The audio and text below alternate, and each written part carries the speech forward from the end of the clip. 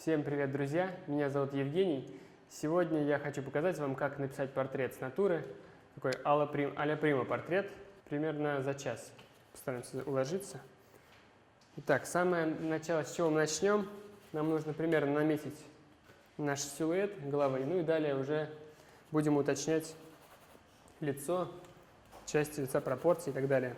Вот. За основу я беру умбру жженую. Так, с минимумом цвета на кисти я начинаю уже намечать наши контуры. Здесь у нас формат 30 на 40, поэтому, в принципе, лицо по размерам будет чуть больше половины, чтобы у нас были чуть только плечи и само лицо. То есть у нас основа, естественно, самая главная часть – это лицо. Большую эту часть, точнее, в холсте будет занимать. Итак, сверху я оставляю немного места для того, чтобы не перекрывать потом голову рамкой, а дальше уже ориентируемся в том, что у нас лицо чуть больше половины занимает. И у нас такой есть наклон в 3/4, который как раз очень хорош для срисовывания. Тут виден очень хорошо объем на лице. Вот, вверх я нашел, дальше примерно мы найдем поворот головы.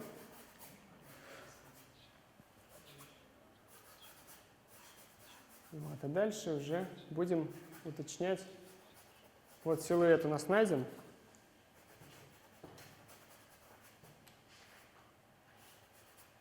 Здесь у нас получается ворот, плечи.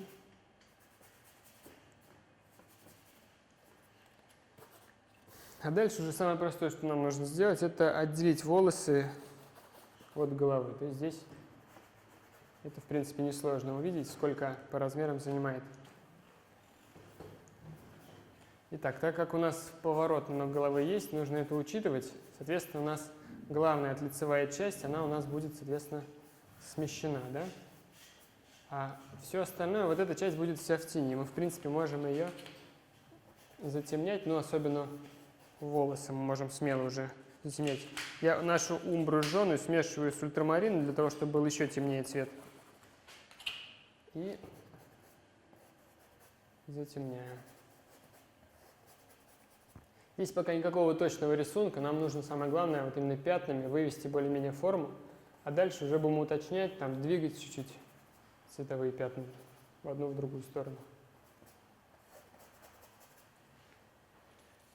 Вот, по волосам у нас уже более-менее что-то есть похожее, соответственно, идем дальше. У нас сначала идем с теней, работу ведем.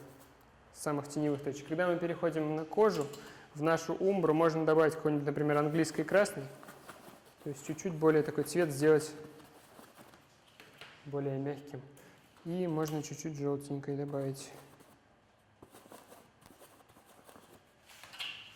Здесь сразу можно отметить подбородок, хотя это тоже все пока примерно.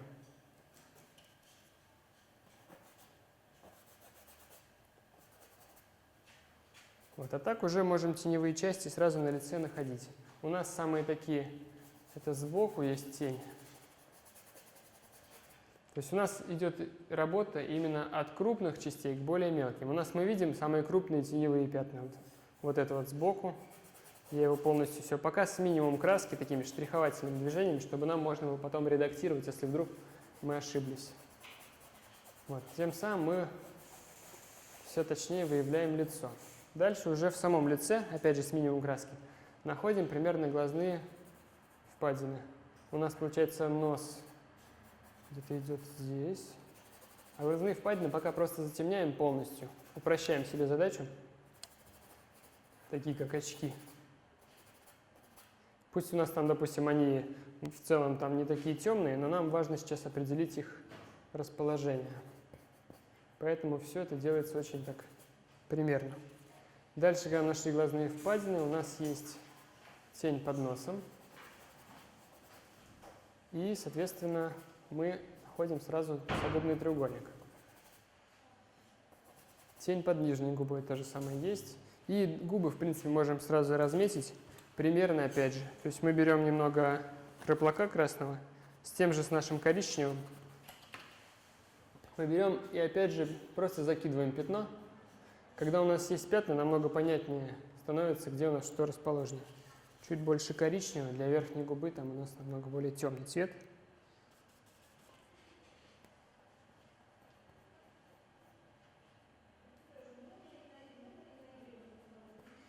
Сегодня у нас стоит задача на скорость, то есть за час сделать портрет такой, чтобы он был не только узнаваем, но и более-менее детальным. Очень полезное, кстати, упражнение именно на скорость стараться работать. Так вы не обращаете внимания на какие-то мелочи, а пытаетесь выцепить самое главное. И получается часто не хуже, чем если бы вы это вырисовывали очень долго.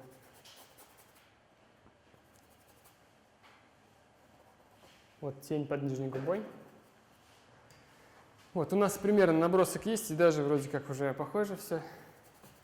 Теперь мы продолжим с работы, ну хотя вот шеи можно еще тень заложить. Не тороплюсь брать много цвета, потому что далее мы будем все только уточнять, чтобы он нам не мешал цвет. Я вот его работаю с минимумом. Дальше я уже набираю цвет кожи основной. Вот этот наш коричневый, в принципе, какой у нас сейчас есть замес, мы смешиваем с красным и с желтым. Прям вот ту же кисть, я даже ее не протирал. Получается вот такой цвет. Пока у нас мы практически без белого идем, такой классики. Вот этим цветом мы уже находим какие-то полутона, какие мы видим. Где-то вот здесь щека поярче, здесь. В чем приятность именно написания портрета с натуры? То, что наш глаз видит намного лучше, чем любая камера. Ну, естественно, если хорошее освещение, то мы видим очень много оттенков, которые на фото не видны.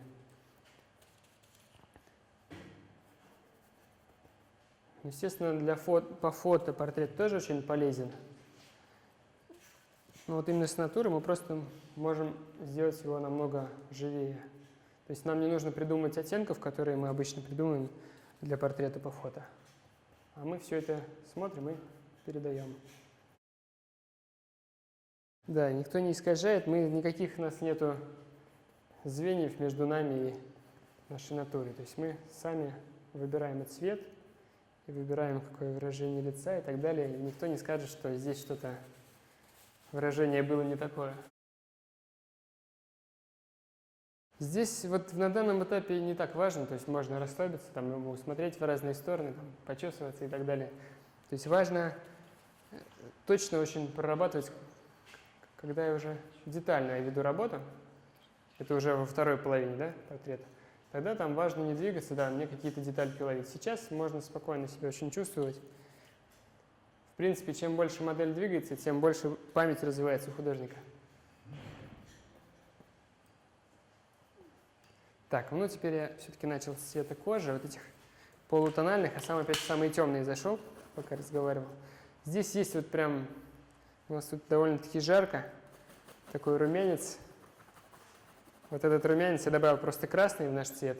Никаких чистых цветов я не использую, пока у нас все такое с замесом коричневого, замесом синего, то есть грязные цвета. Вот эти цвета все у нас, и румянец, и все остальное, все очень здорово видно, конечно.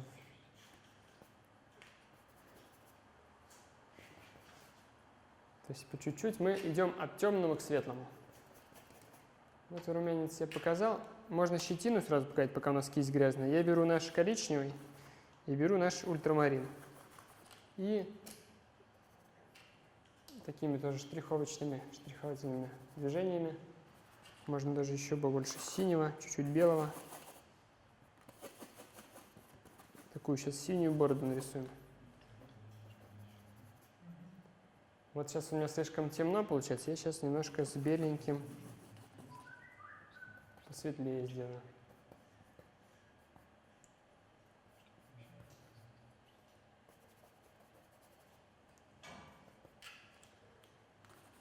Так, здесь у нас чуть-чуть покраснее подбородок. Здесь то же самое вмешиваю в те наши чистые цвета, наш грязный, замес с синим. Где усы, у нас там тоже отчетливо такой синеватый оттенок есть, коричнево-синий. Ты знаешь, что у тебя синяя борода?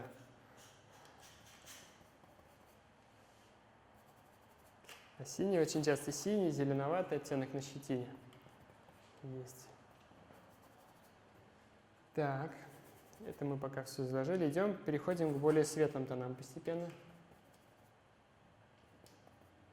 Так, все еще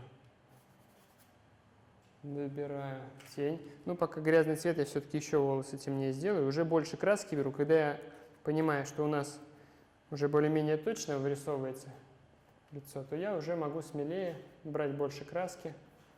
Вот чтобы совсем темное получить, я нашу умбру с синим смешал, можно чуть бордовенького. То есть у нас 3 таких противоположных друг другу цвета, они смешиваются, получается практически нейтральный наш черный, но всегда с какими-то оттенками. Черный я не использую, потому что очень такой едкий, не настоящий, не живой цвет. А когда мы его смешиваем из наших бордово-коричневых синих, у нас получается гораздо все живее. То есть всегда какие-то оттенки проглядываются. Где-то фиолетовый, где-то бордовый, где-то коричневый, где-то синий. Так, ну можно еще вот и сюда даже темного чуть-чуть добавить. Так, ну пока, наверное, хватит. Теперь я кисть хорошенько протираю.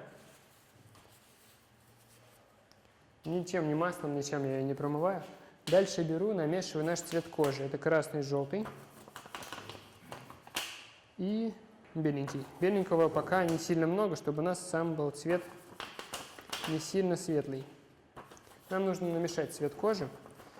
Здесь у нас ориф у нас загорелый, поэтому я добавляю сюда коричневого еще. Английский красный можно добавить. Вот, пока слишком красный, берем больше желтого и беленького. Что-то уже похожее есть. Можем попробовать посмотреть, как он будет. Обычно на палитре часто бывает такое, что один цвет кажется похож, допустим, а потом на холсте он уже по-другому смотрится, поэтому не бойтесь пробовать, мазать. Масло, оно все у нас терпит. И поначалу можно лучше делать, стараться чуть-чуть поярче, чем вы видите, для того, чтобы, если что, потом можно было нам сделать менее ярко. Намного проще это сделать, чем делать ярче в конце. Вот я уже вижу, где глаза, там какие-то просветы, да, есть, где верхние, над верхним веком. Потом чуть более бледный цвет, там, где у нас пространство под нижней губой, где подбородок. Здесь чуть-чуть такой есть просветик. Здесь уже можно переходы начинать делать.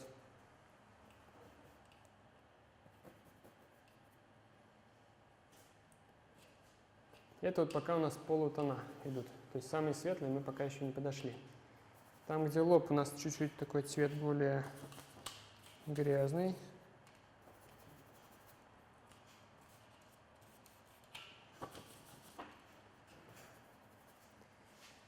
Прямо с коричневым наш смешивает цвет. И вот примерно такой цвет у нас, даже еще более желтый.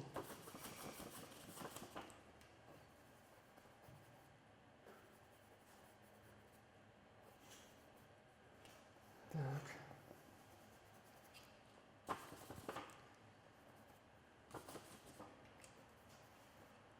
Теперь, в принципе, у нас осталось вот сейчас чуть тень, где нос показать. Довольно-таки такая темная. Наш коричневый я смешиваю с нашим замесом цвета кожи и чуть-чуть темнее, довольно-таки темная. Так, тень под носом еще здесь темнее.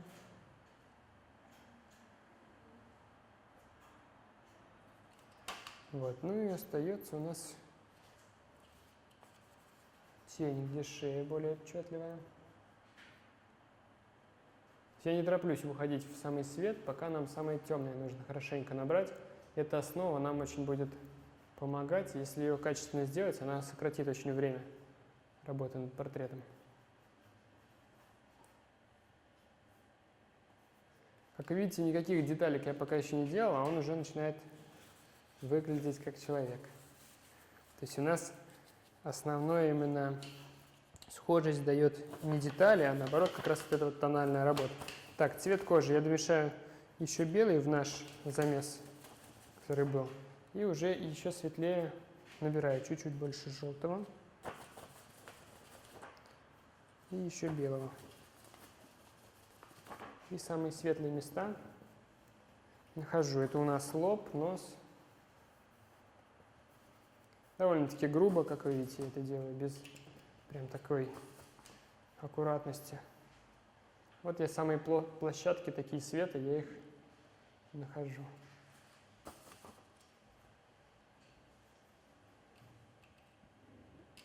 Так. И потом уже, когда я цвет заложил, уже начинаю немножко переходники делать. Такой у нас серьезный сегодня.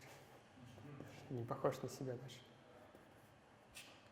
Ты обычно улыбаешься и такой сразу светящееся лицо. Ты что думаешь, я просто так тебя захотел сегодня? Портрет твой написать. Я просто так не рисую людей вообще-то. Мне они должны нравиться. Тогда он получается очень легко, быстро. Потому что там не только наш навык, разум работает, но еще и душа вкладывается. Надо, чтобы еще Рифу понравилось красиво. Да. Но мы ему подарим портрет в рамке в красивый. Может, ему... Если ему даже самому не понравится, а ему потом родня скажет, ты чё, круто. Он скажет, наверное, надо еще тогда позировать.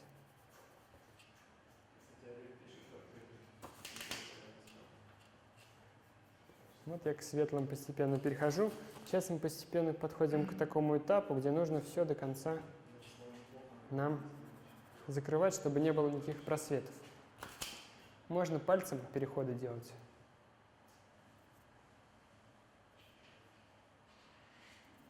Можно где-то кистью, где заходит кисть, уже выравнивать.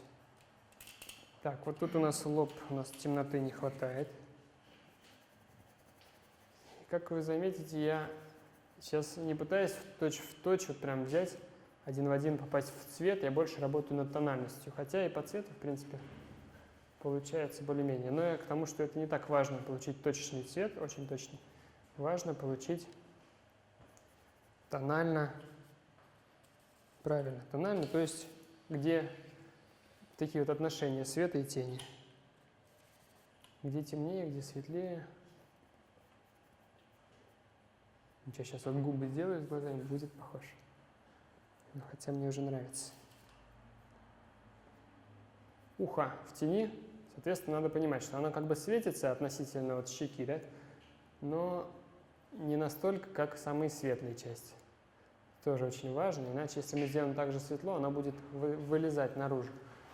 И в то же время темное очень тоже не надо. То есть тут надо средний какой-то тон подыскивать. И не бояться пробовать. Если мы, допустим, делаем часть, получается не так, как нужно. Это же хорошо, значит, мы поняли, как нужно. Продолжаем просто работу. Так, у меня сейчас появляются такие участки, где большая моя кисть. Кисть у меня, кстати, была щетина, 12 размер, довольно-таки большая. Для первого этапа прям идеально.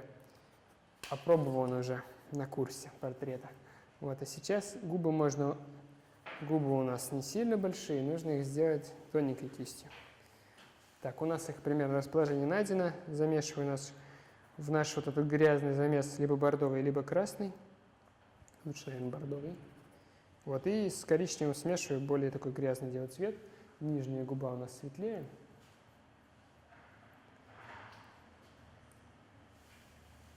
Очень такой момент интересный. Сейчас я, когда доделаю вот такие вот все просветы закрою, я буду уже ходить, смотреть, что и как у нас получается, похоже, не похоже, и что, где по пропорциям.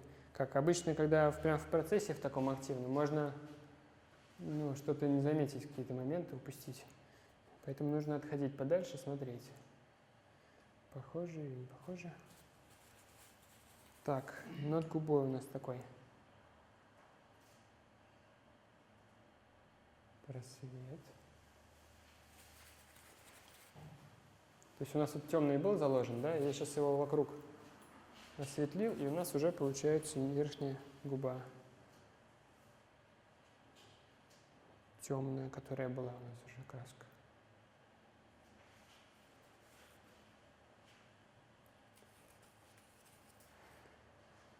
Так, вот здесь мы затемняем уголки, то есть потихоньку я начинаю уже уточнять еще больше. Нос у нас, смотрите, какой момент интересный.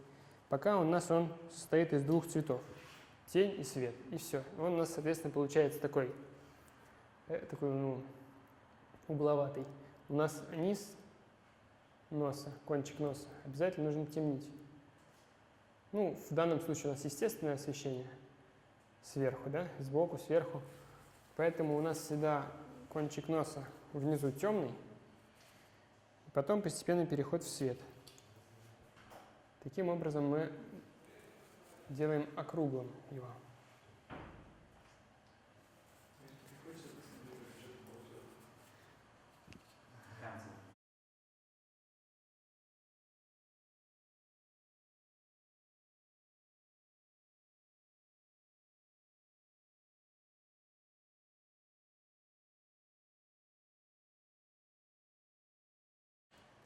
Тут уже у нас переходные цвета, я вот намешиваю такие, которые между свет.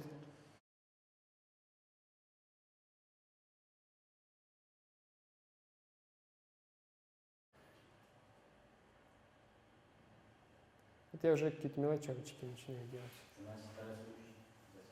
А? Должен, да. Конечно, если 18 минут всего, это у нас еще время. О.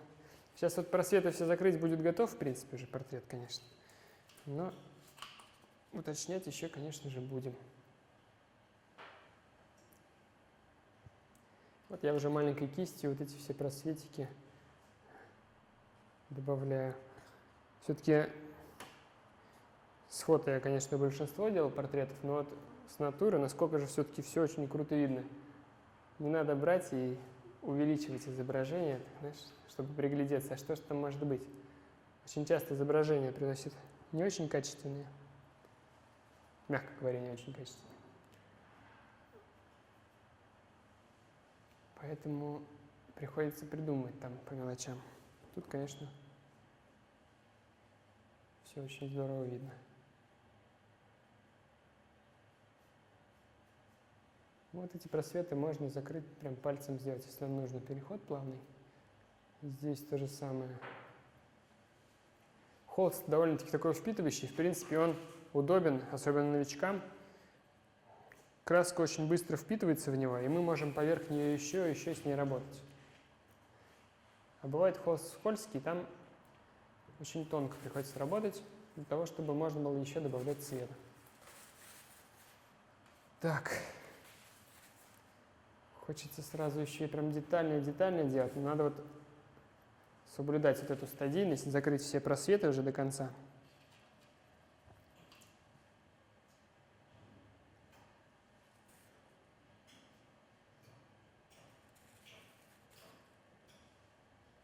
Вот, в принципе, чем я сейчас и занимаюсь. Можно уже, я вот масло, вы заметили, до этого вообще не использовал.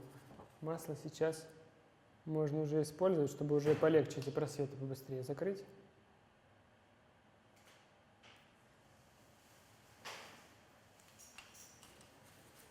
Так. И это. Уже уточняем у нас по размерам детальки. Когда мы их просветы закрываем, заодно, естественно, смотрим, как они смотрятся, и уточняем. Чтобы попросту у нас не было чисто закрашивания, а уже закрашивание и доработка сразу идет. Здесь еще светлее.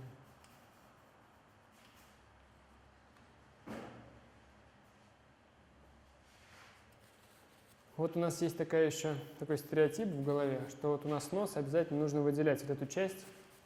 На самом деле очень часто, естественно, будет, когда она практически не видна, вот эта сторона. Единственное, вот, что ее показывает, это носогубная складка, которая видна за крылом носа. Остальное практически у нас совпадает по цвету. Нос, чтобы еще более округлить, еще светлее сверху делаем. Как видите, портрет довольно-таки такая простая штука, поэтому не надо бояться его пробовать, собственно. что многие не приходят на курс из-за того, что видят себя в том, что они не смогут. Так, ну вот такие просветики. Прямо сейчас еще и пальцем закрою. Здесь. Там, где брови, можно уже посмелее. Брови у нас такого не коричневого, а даже, я бы сказал, такого серого такого цвета. Можно их, наш синий и коричневый с белым смешать. Получим как раз цвет, какой нам нужен. Вот сейчас темнее получается. Сейчас немножко их засветлю.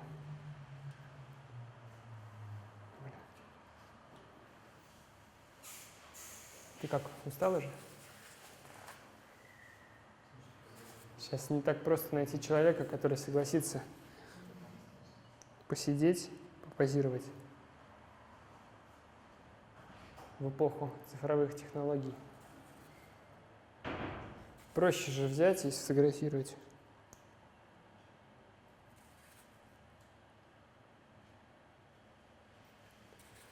Так, с этой стороны то же самое. Самый темный участок брови здесь.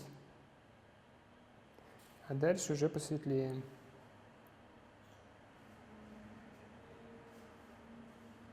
Это, опять же говорю, наш коричневый с ультрамарином и беленький. Ну, там, конечно же, смешалась еще куча оттенков уже, может быть, даже немножко красного. Но основные как раз эти цвета. Заметьте, чтобы брови были естественные. Там под бровью есть тень. Это наша английская красная с коричневым. Вот здесь вот эта тень. Чуть-чуть можно даже преувеличить. Будет очень естественно бровь у нас ложится на кожу. Глаза. Сейчас будем делать глаза. Так, выбирайся куда-нибудь вон туда. Взгляд. Как мы договаривались, да? Да, можно вот практически на камеру смотреть, чтобы я у тебя их срисовал.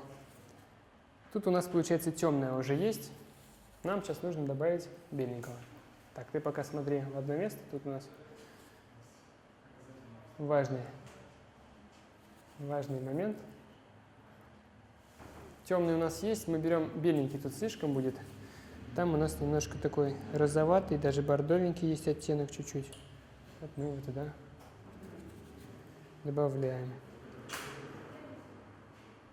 Опять же, у нас сверху мы беленький добавляем снизу в основном, а сверху у нас потом сделаем переход такой небольшой. Потому что у нас сверху тень все-таки падает на... Ну, тень от ресниц падает на глазные яблоки.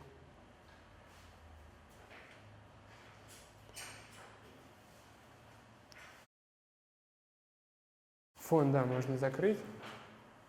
И будем... Перерыв уже будет. Чтобы у нас такой подмалевок был готов.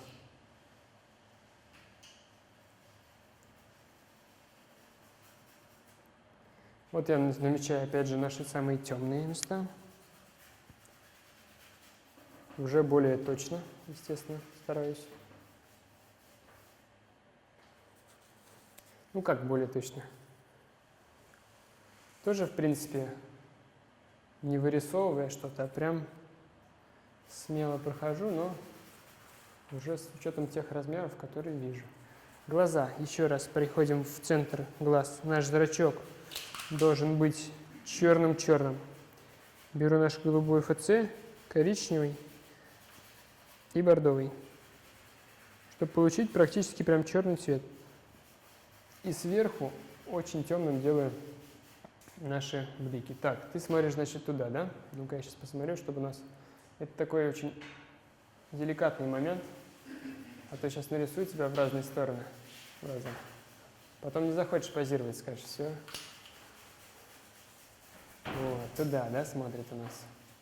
Это значит, здесь у нас чуть побольше. Здесь. Так, коришь, да, глаза? Как у меня. Хорошо. Люблю карие глаза рисовать. Мы темное всегда закладываем, практически для любых глаз. А карий немножко английской красной сюда вниз добавляем, таким переходом. Так.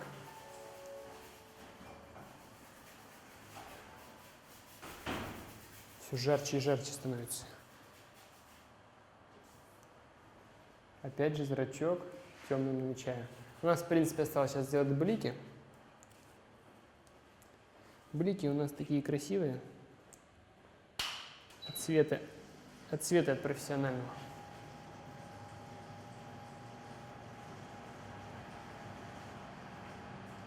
Блик, как вы видите, сразу оживляет глаз.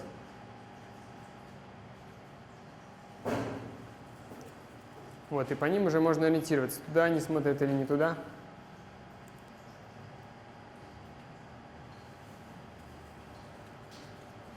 Так, здесь уголок затемняем.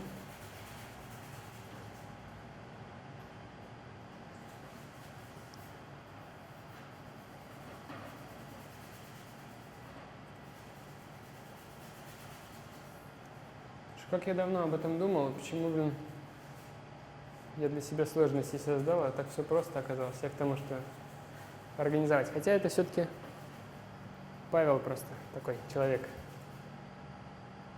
Человек дела. Предложил? Окей, давай. Сразу все, не ожидал, если честно.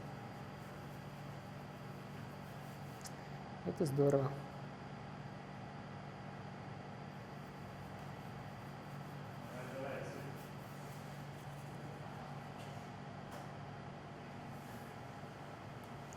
Тут получается, мы делаем сейчас 6-часовую программу за час, как вы понимаете. Ну, я же должен как-то что-то там показать, чтобы люди не думали, что я учу, а сам там не умею. Да? Нужно же показать это побыстрее, чем все остальные. Поэтому, собственно, я стараюсь успеть за час.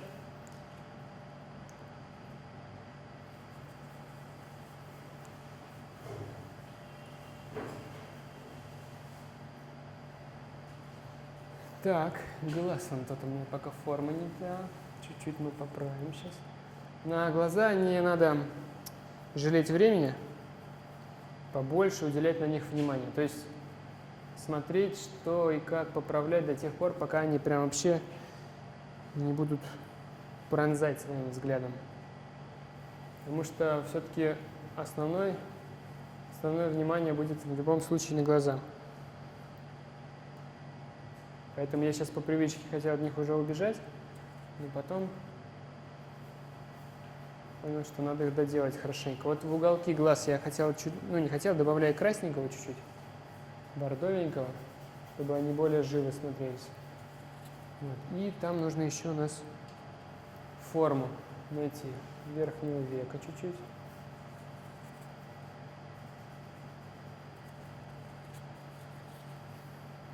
Просветы наши чуть-чуть еще видны. Сейчас их еще дозакроем.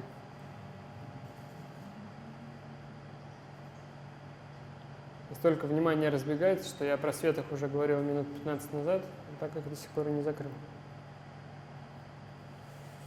Хочется все и сразу.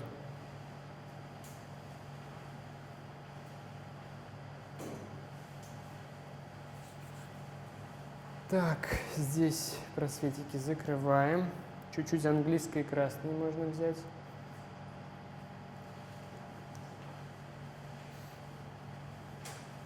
Тень от носа у нас есть активная, вот такая. Я еще ее не заметил, оказывается. Точнее, от крыла носа. Вот здесь. Нужно ее показать. Тут можно это сравнить с отгадыванием такого ребуса. То есть нам нужно сравнивать. Сейчас уже сначала мы крупные все части сравнивали, в целом все смотрели. Сейчас уже начинаем локально уже отделять для себя участки и сравнивать каждый в отдельности. Что там похоже, что не похоже. Друг с другом, естественно, тоже нужно сравнивать. Что темнее относительно другого, что нет. Вот эта тень у нас уже от носа образовалась.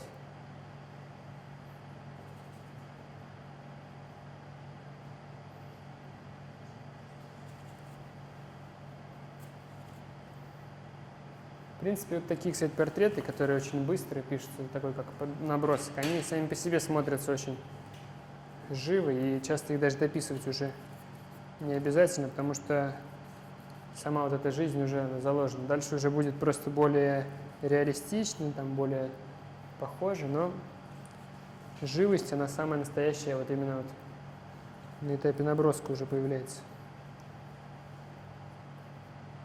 Чуть-чуть потемнее делаю, чтобы еще объем прибавить.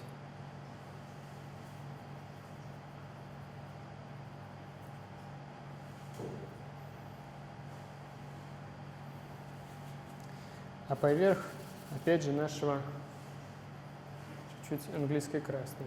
Или даже немножко более бледный. Ой, розоватый откуда-то взялся.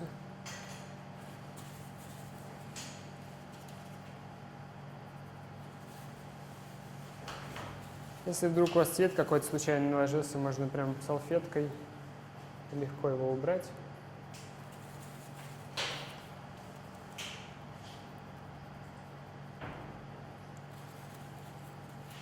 Так. Наступает этап, когда нужно уже немножко отходить, смотреть, что не так. Хотя сейчас можно для передышки нам сделать будет рубашку. Сейчас я немножко в ухо положу цвета.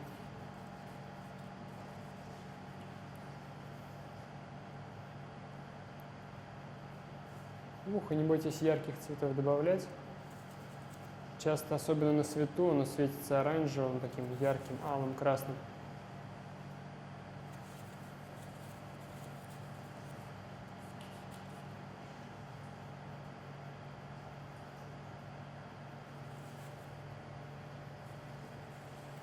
О, вот эта часть у меня убежала чуть-чуть, только что заметил. Сейчас мы ее поправим. Вот эту щечку мы немножко нарастим.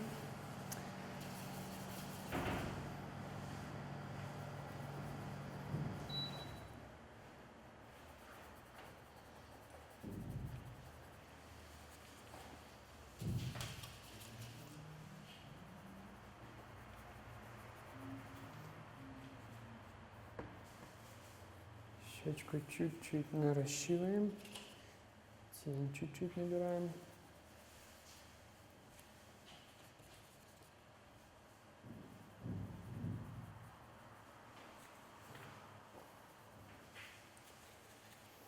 Так, глаза. Чуть-чуть они как будто немножко смотрят не туда.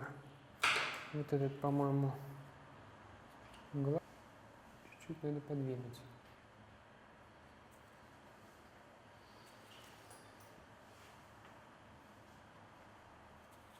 И блики тоже чуть-чуть сейчас подвинем.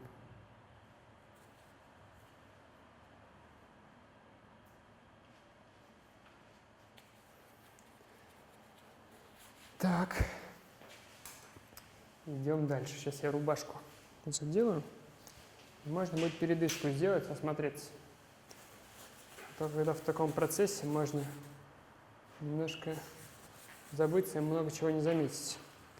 Так, рубашка у нас клетчатая, но мы, конечно же, сейчас эти клеточки особо прям прорисовывать не будем. Мы покажем только... Павел, а можешь захватить умбру жженую? А сейчас я найду. По-моему, только она мне нужна, да?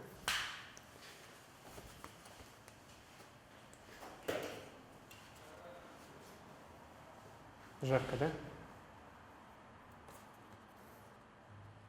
Так, рубашка, значит. Английская красная с нашим коричневым, чуть-чуть бордовенького и немножко синего, чтобы погасить вот эту вот яркость. Сделаем ворот сначала.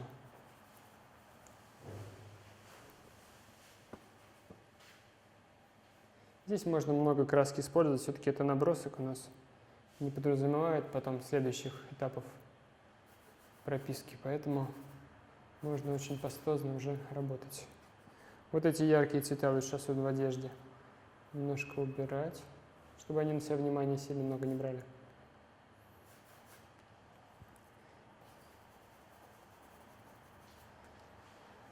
Так, плечо у нас здесь и здесь.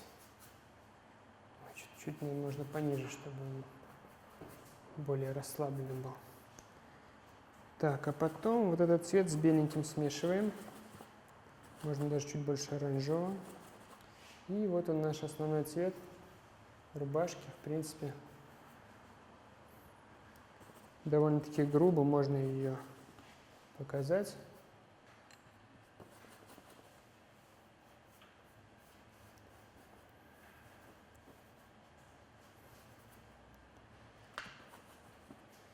Здесь у нас светлее.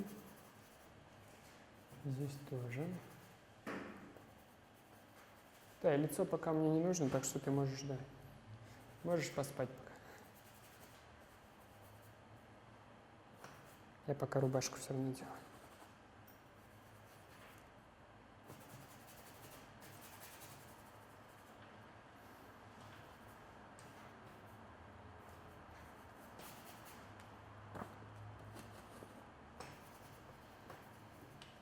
Можно для живописности такого, там есть оттенки синеватые, можно их добавить. Это отражение, в принципе, рефлекс от стен, от окружающих цветов. То есть их можно немножко добавить, это только придаст живописности работе.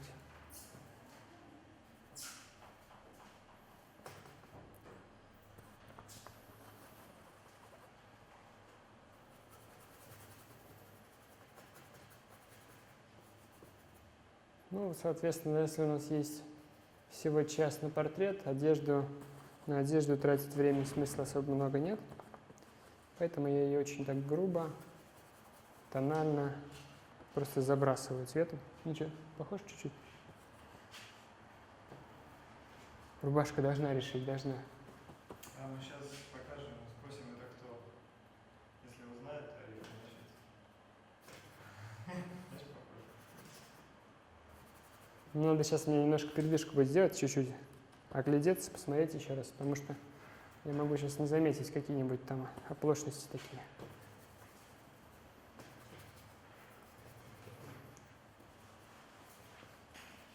Когда вы делаете на скорость работу, у вас получается очень прям живописно, по-настоящему. Все, и мазки, и все. То есть вы не задумываетесь о том, что вот надо аккуратно тут вот что-то там прописать, показать, а вы думаете только о том, чтобы какой тут цвет, как его получить, что должно получиться. Из-за этого получается очень так коричневый наш вот эти, вот он. Кончился наш. Тут уже, конечно, краски много, наверное, лишнее здесь сейчас уберу, чтобы нам тень показать от воротника. Для этого очень хорошо подходит мастихин, которого у меня просто сейчас нет. Вот, хочу потемнее сделать тень от ворота. Такие контрастные моменты важны очень для эффектности.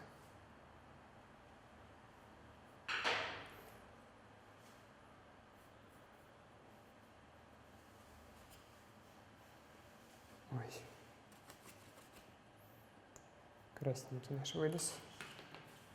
Заметьте, я очень много где использую наш бордовый цвет, чтобы у нас живые такие цвета были. Ну, естественно, это не то, что касается одежды, это касается лица. Здесь просто одежда так совпала по цвету.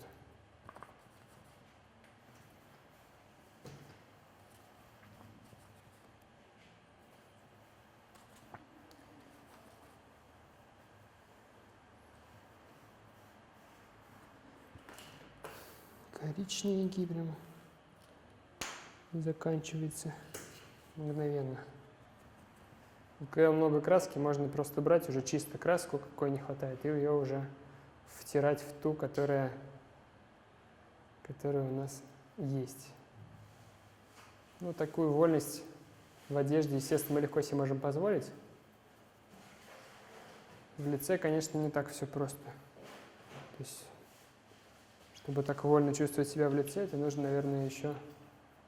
Женя, сколько нужно таких портретов нарисовать, чтобы вот более-менее стало получаться? Ну, я даже не знаю. Во-первых, должна быть к этому любовь.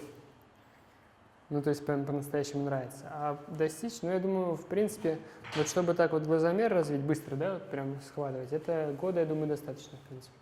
Ну, естественно, интенсивно работать. У меня конкретно Интенсивно это интенсивно один портрет в день. не обязательно один портрет, а по времени, то есть там хотя бы, ну, час в день тратить точно.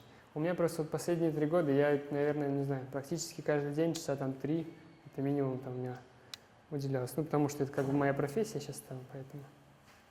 Так, это я уже стал возить. Начните учить, и вам придется писать как портреты, как вы. Да, это, кстати, полезная очень вещь. Так, я сейчас чуть-чуть передышку сделаем, да? А то я весь уже сейчас взмок. В портретах больше ценится схожесть или наоборот какие-то... Ну, схожесть в любом случае нужна. Ну, часто важна, точнее, да? Ну, люди же хотят быть более красивыми, например. А они не будут отрицать, что они не похожи, если их сделать более красивыми. Они скажут, что да, я такой есть. Такой красивый. Или украсить немножко. Такой красивый. Не, украшать я, естественно, стараюсь всегда там. Какие-то там моменты именно сделать более ровно, более красивыми цветами. Мне кажется, за счет контрастности очень хорошо. Так, во-первых, я закрою фон цветом, чтобы у нас не было уже белого холста. Вот у нас я замешиваю такой нейтральный серый цвет. Это у нас коричневый, синий с белым, и там можно даже чуть-чуть какого-нибудь красненького, получается серый цвет. Здесь можно сделать посветлее. Фон уже можно больше масла использовать, чтобы побыстрее его изложить.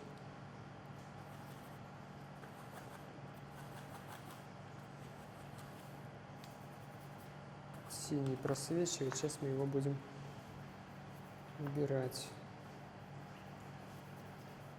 Как вы понимаете, фон нам служит для того, чтобы не обращать на него внимания. То есть у нас главное внимание должно идти чисто на портрет. Так, сейчас я пойду беленький возьму. Так, продолжим. Просветы все старайтесь закрывать, особенно где одежда. У нас не должно быть резких никаких переходов. Эти резкие линии будут опять же отнимать внимание зрителя. А нам нужно, чтобы у нас внимание было только на нашем лице. Когда у нас такой многосеансовый портрет, весь прописанный, там, понятное дело, важно прописать детально все, и одежду, и все остальное. Но в данном случае нам важно именно наш центр композиции.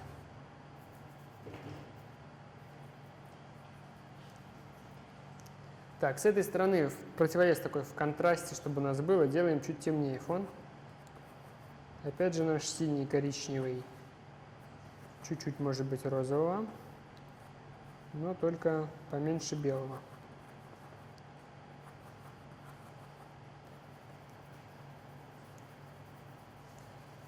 Как вы заметили, все делаю одной кистью. Это очень такая, ну, не просто из-за того, что у меня их там мало, а из-за того, что это очень полезно. Все смешивается, все оттенки друг с другом. Все очень получается в такой гармонии цветовой.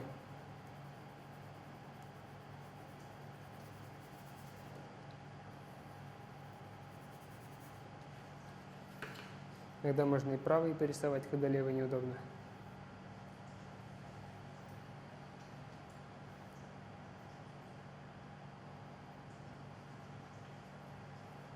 Вот, как раз мы сейчас... Так, чуть-чуть туда смотри.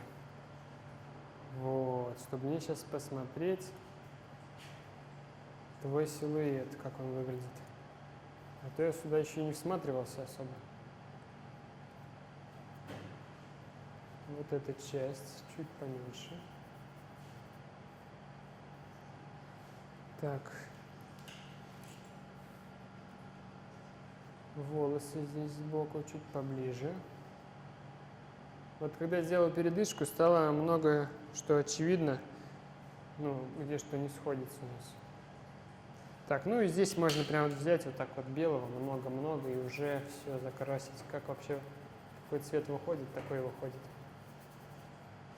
Сверху можно чуть посветлее, также на контрасте с волосами.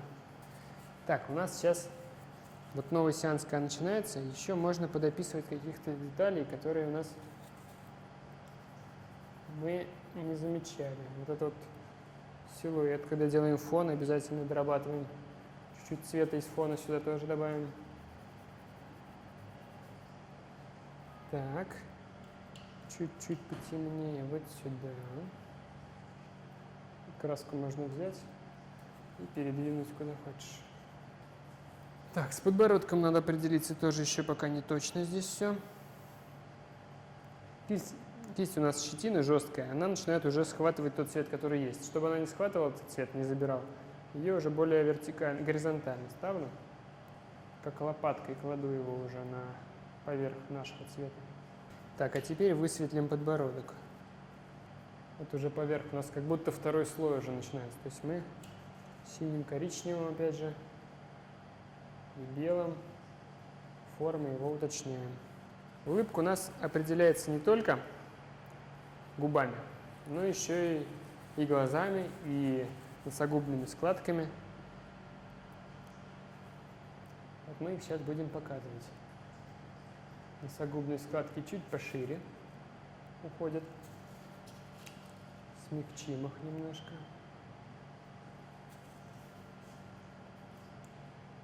Здесь, кстати, светик.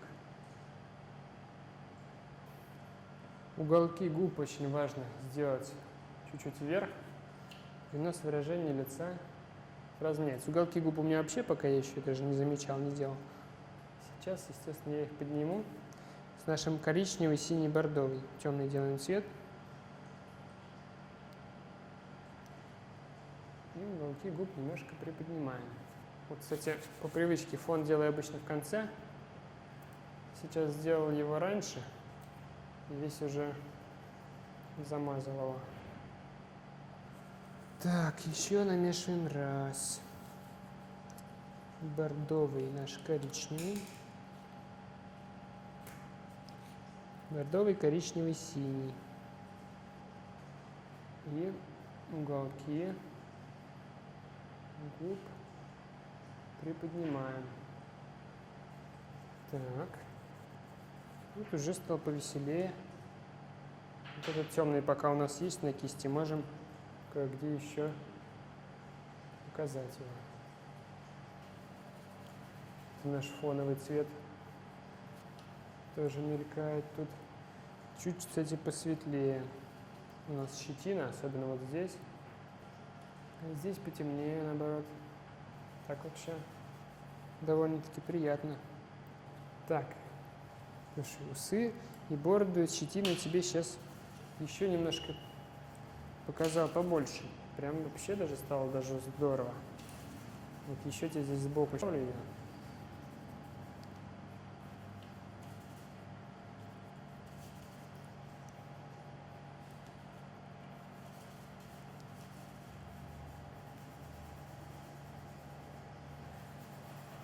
Ой, слушай, так можно прям вот много работать, приятно, но надо будет сейчас заканчивать нам с тобой эту вещь.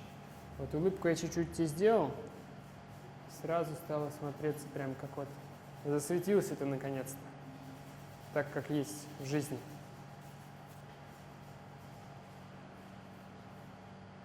Вот этот цвет передать очень важно как раз.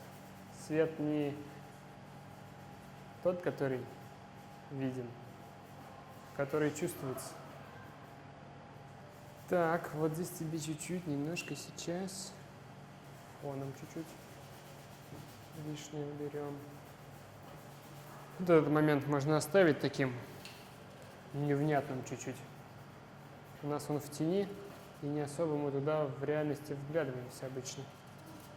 Поэтому так я его передал чуть-чуть, и все.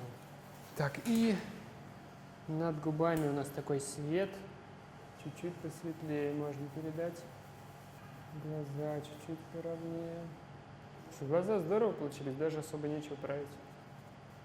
Обычные глаза самые сложные. Вот, сейчас я еще самых светлых дам чуть-чуть, и все, и заканчиваем. Светлые мы, и самые темные, и светлые, они нам, естественно, дают объема больше еще. Вот у нас здесь есть цветик, а мы сейчас еще прибавим. И я думаю, для наброска часового Вот розовенького чуть-чуть возьму, сейчас ему прибавлю. Вдруг он не заметит. Так. Вот какие локальные цветики я передаю.